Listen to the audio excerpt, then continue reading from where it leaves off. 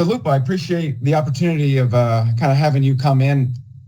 I wanted to reach out to you because I was recently watching a lecture by work comp attorney David Cicchetti, and he brought up Labor Code 3208.3 subsection D, is kind of also known as the 6-month rule, which, as we all know, it's designed to insulate employers from, I don't want to say frivolous claims, but claims from injured workers who've been on the job less than 6 months and, presenting a site claim.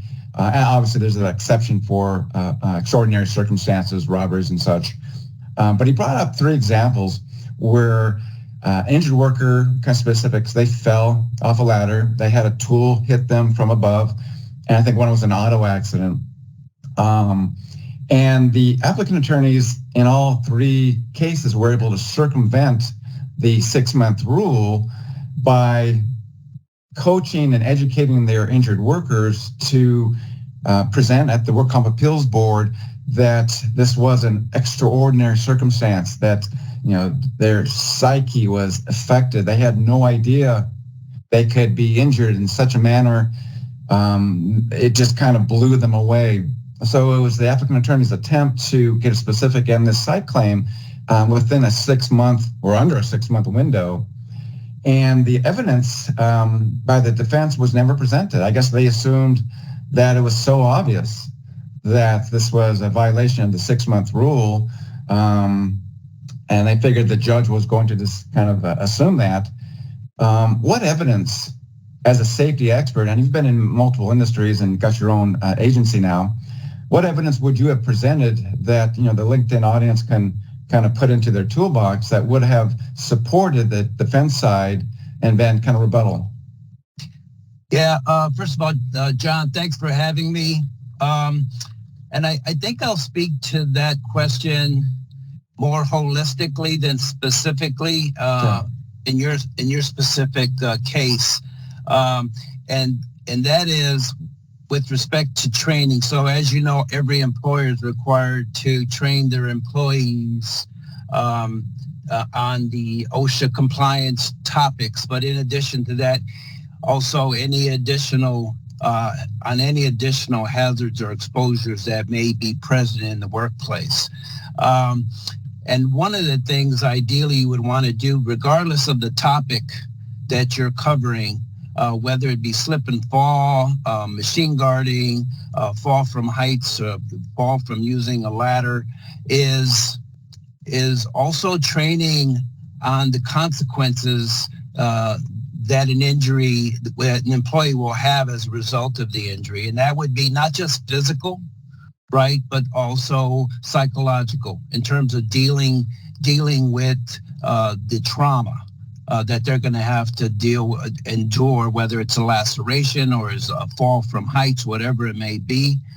So also making sure that they understand the consequences of having that injury or incident. So to me, I think that's the key, and it's pretty simple to do. It just has to be something that you do consciously when you're actually providing the employees with the monthly safety training on topics.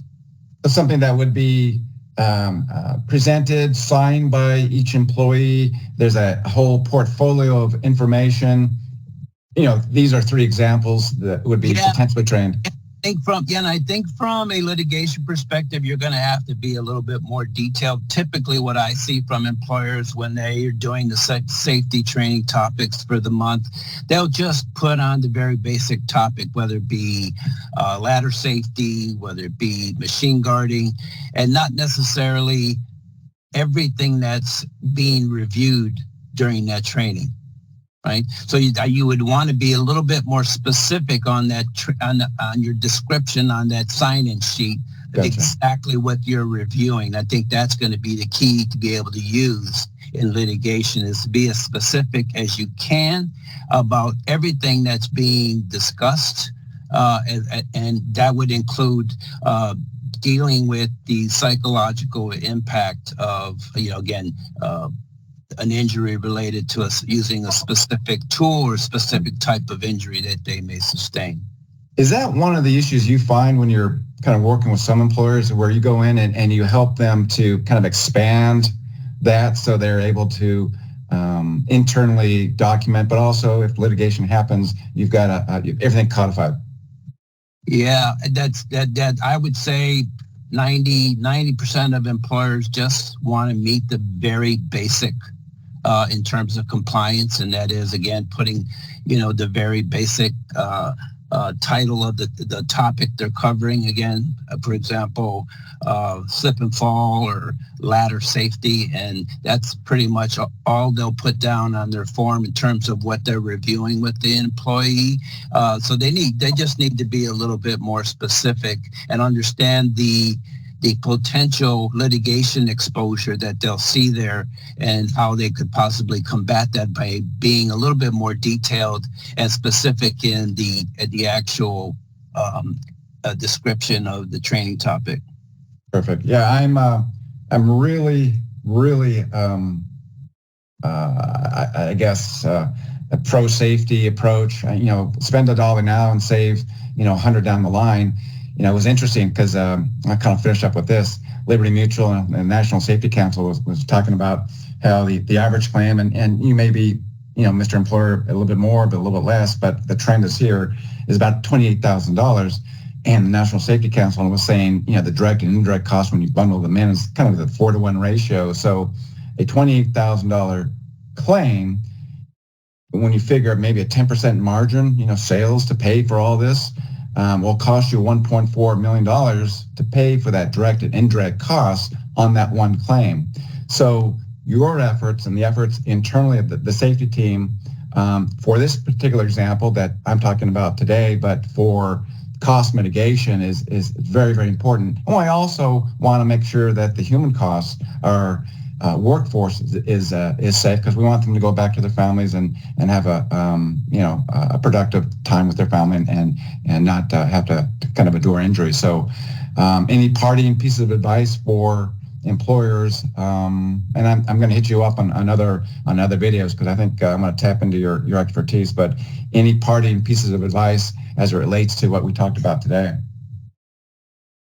No, I think we covered it for the most part. They just need to not just address the X's and O's with the specific safety training topic, but also collateral type of issues that an employee could have should they get injured as a result of suffering an accident.